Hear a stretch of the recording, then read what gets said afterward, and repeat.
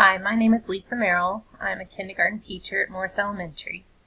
I've been a public school teacher for 22 years and I've taught pre-K through third grades. I also have a master's in reading and I've worked as a reading specialist with kindergarten through fourth graders.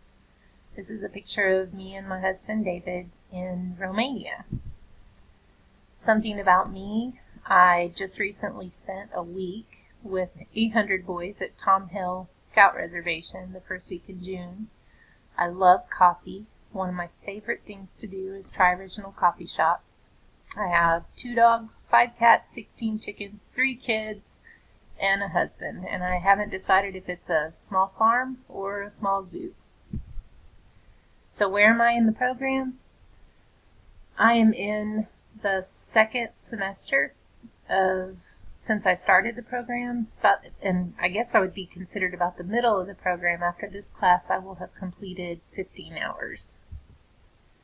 My goal for this class is to become better informed about reference services for my students, and then also to better equip myself with skills that are necessary to enable and empower my students to be lifelong learners.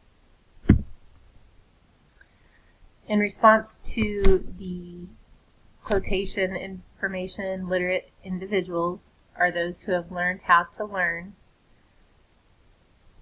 What I decided, or what I came up with, was students who are information literate are basically lifelong learners. They know how to learn.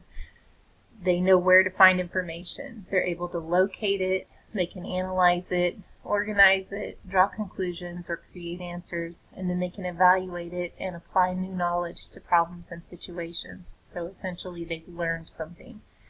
A student who is information literate, or an individual who is information literate, is someone who's curious, persistent, critical thinkers, problem solvers, and they have the ability to filter information and discern what is fact and what's fake. And that's my response to the quotation and the end of my introductions. Thank you.